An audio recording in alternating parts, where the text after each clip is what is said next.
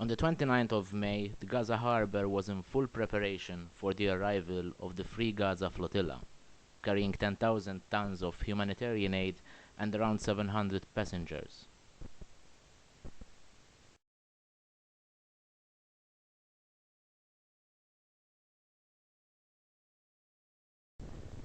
But Israeli commandos stopped the cargo in a bloody raid on the high seas that claimed the lives of 9 passengers. It was the third year of the Gaza blockade. Ahmed sits waiting for customers at the Gaza fish market. Since Israel imposed a 3 nautical mile limit on all Gaza boats from the shoreline, the fishing industry has been decimated. Prices have gone up, and fish has become more scarce. Hamdi Abul Khair has started a new venture at the family fishery.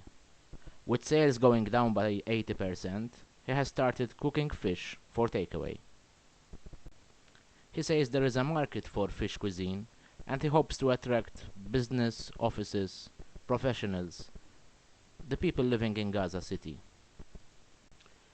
With a limited supply of cement, these fishermen from Rafah have only now started rebuilding their boat houses. They were destroyed in Operation Cast Lead more than a year and a half ago. These fishermen are paid by UNRWA to weave new fishing nets as part of one of the agency's humanitarian programs.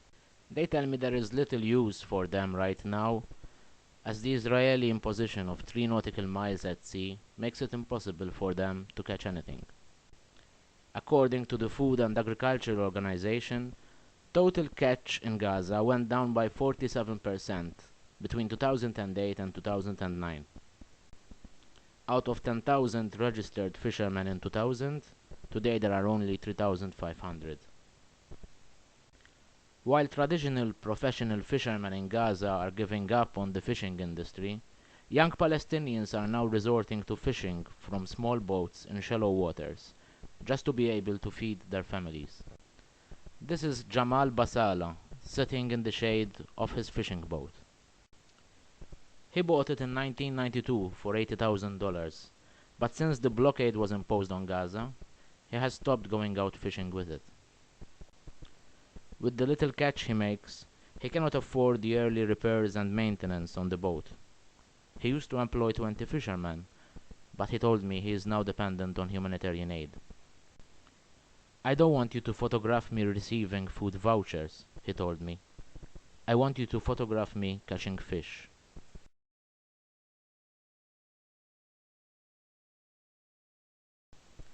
This is the kitchen of Mnawar al-Rai. She lives in a poor house in Zaytun. She has 8 children, and since the blockade, her husband lost his job in Israel, and she is now dependent on humanitarian aid. She has no electricity, her kitchen is almost empty, no fridge, no freezer, no cooker. She is one of the cases of the new poor caused by the Gaza blockade. Reem Saeed Hassanain, also from Zaytun, told me how her life took a downturn since 2007, when her husband lost his job in construction. While before they could live a decent life, now she can't even afford buying food for her children, making her dependent on humanitarian aid.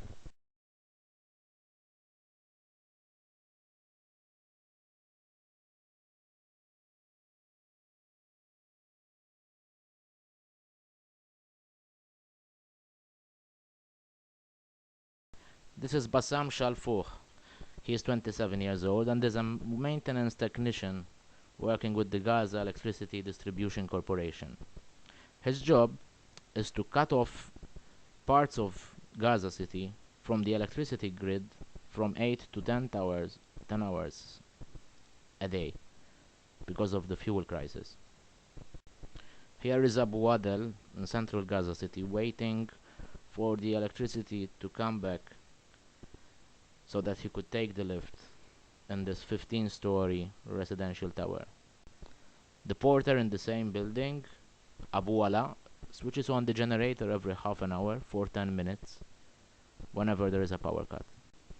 Families waiting at another tower for the lift to arrive. These two women have given up and have started walking up the stairs. Muhammad is in charge of the industrial generator at the Shawa and Husari building, an 11-story block housing 40 offices. He tells me it's prohibited for any of the offices to switch on high consuming equipment like air conditioning, heaters, water heaters. But he would know immediately if someone did that because the switch trips. This is outside the Islamic Bank in Gaza City. Hundreds of government employees queue outside, waiting to withdraw their salaries. Tempers flare. The police are called in. Mohammed al-Sabbah, the man on the left, is the head of Department of Postal Traffic at the Gaza Post Office. He tells me he hasn't had a letter to distribute in months. The post office has been unable to send letters and parcels out of the Gaza Strip since 2006. The parcel room is virtually empty.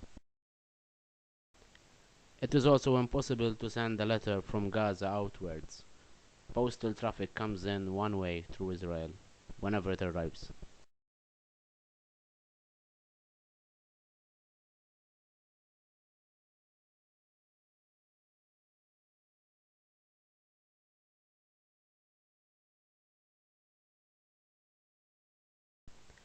The only official car agent left in Gaza has only one car on display in the showroom. It is a 6-door Mercedes-Benz taxi that has been on display since 2001. At the time, the company was investing in large new taxis that could travel to Israel and the West Bank.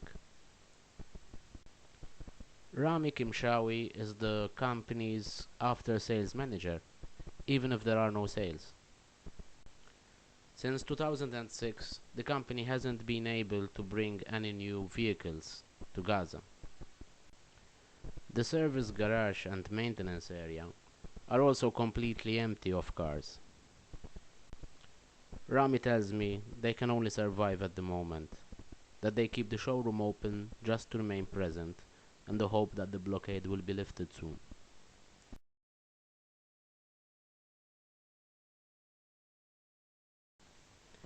This is another Mercedes car, but a much older model. It's a 1982 model which needs total rehaul, and Dahed Abdelal is working on it. He tells me cars from the tunnels are too expensive for many of the Palestinians living here. So they stick to their old models and try to repair them in any way possible.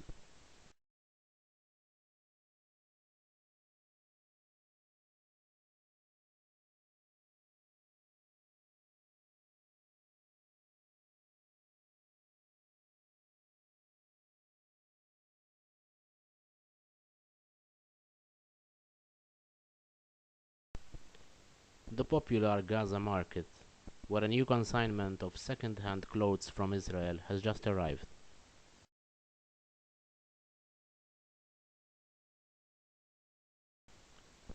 Khaled Nassan used to employ 200 people in his own factory.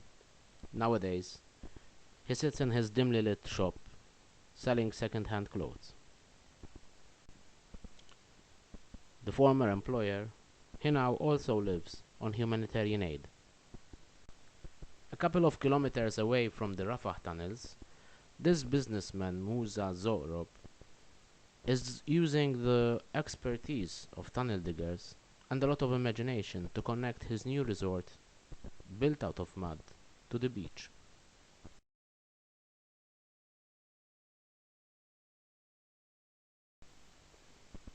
Construction is almost ready, and the summer season promises to bring new customers.